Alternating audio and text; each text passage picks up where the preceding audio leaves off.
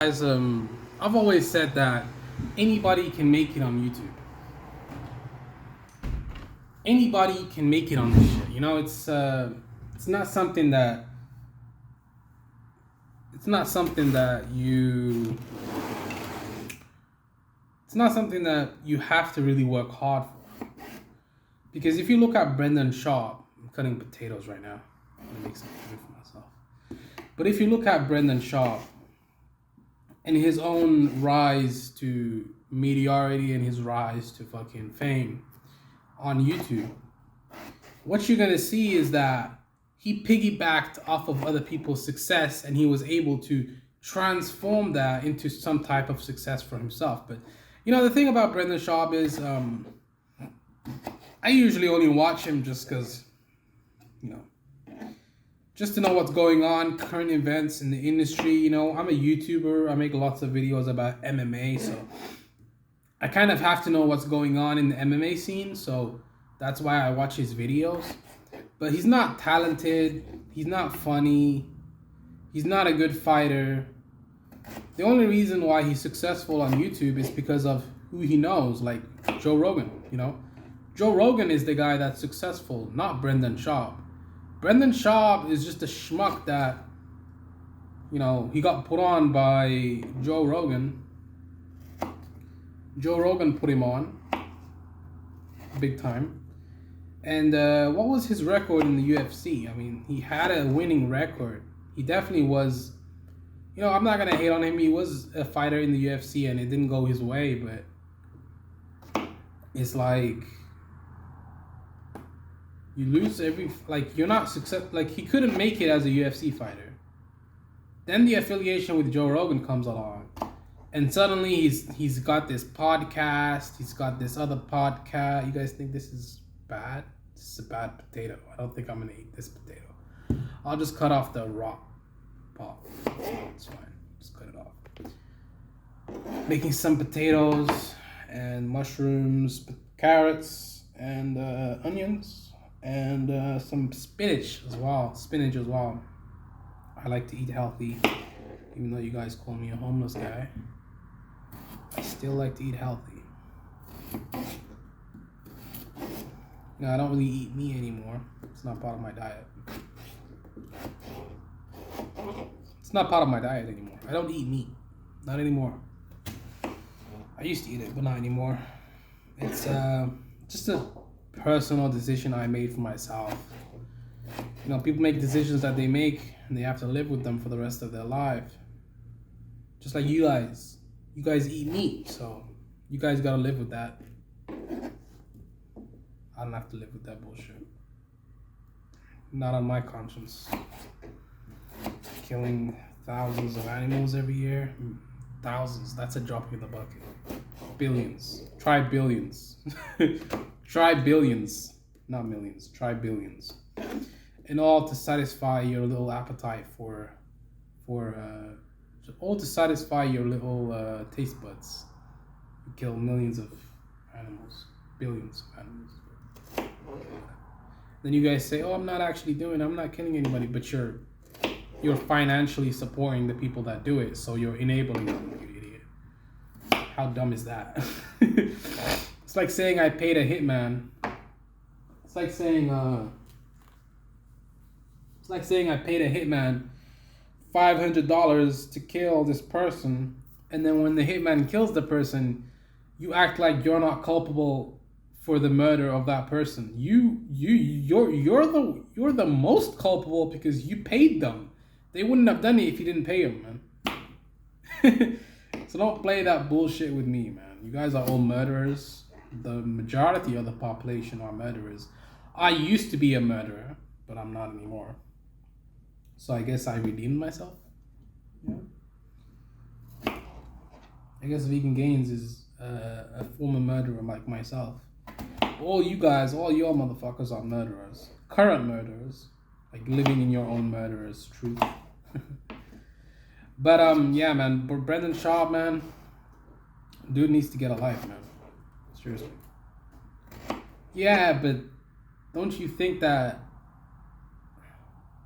positivity. It's Real nice coming from you, Brendan Schaub. The man with no talent. No talent. No, not even hard work, man. And did you guys see his new video on Below the Belt for the card? And he was talking about Wilder and Fury, and he kept saying Fury versus Fury. He kept giving Fury Wilder's characteristics, and he gave Wilder's characteristics to Fury, and he mixed up the names. He didn't mix up the names, but he called both of them Fury. And before that, he said Robbie Lawler got knocked out.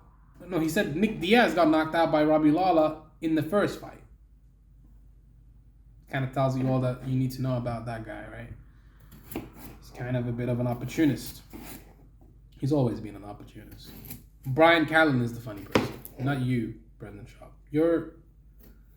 You're a failed comedian / failed fighter / failed podcast guy / failed interviewer guy. Ariel Helwani is 1,000 times better than you, Brendan Schaub. It's just the way it is. It's just the truth. Look at his comment section. Go to Brendan Schaub's comment section. Look at his comment section. His own fan base doesn't respect him. Nobody respects this dude. He takes cues from Joe Rogan. He's Joe Rogan's puppet. He doesn't even have his own opinion. When you go on the Joe Rogan podcast, does he have his own opinion? No. He's an echo chamber for Joe Rogan. He's Joe Rogan's puppet. You know? And, you know, a lot of you motherfuckers that are watching this video are also puppets of other people in the industry. Like, you know, Joe Rogan's a puppet of Spotify. I'm a puppet of YouTube. You guys are a puppet of your own selfish desires. You know,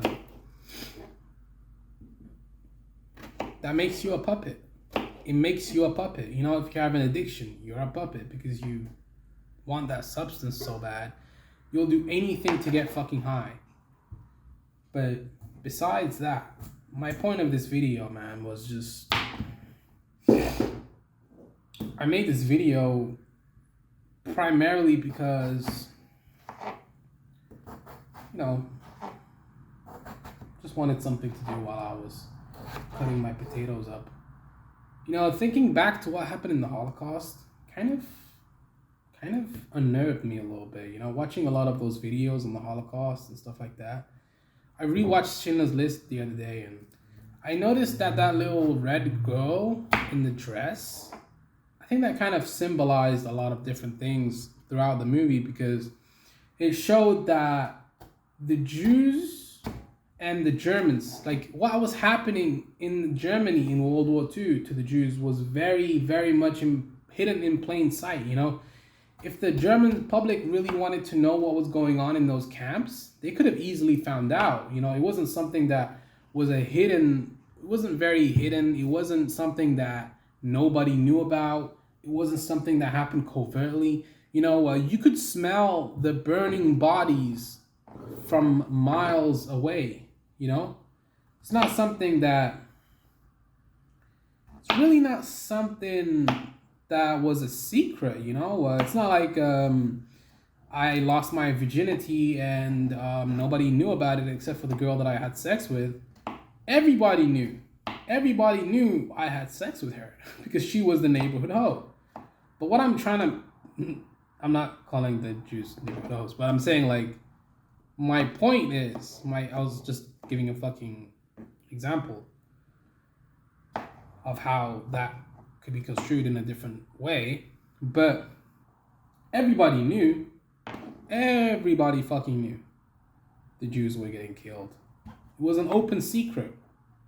It was just that the German public didn't want to believe it because they didn't want to confront their conscience that they had supported a regime that committed genocide against little girls and children. You know, that's something that they didn't want to come to grips with, and the only way they could try to justify it to themselves is by telling themselves that they were just being sent to a different place, or that wasn't really happening, and blah blah blah and blah blah blah and this and that. But they knew.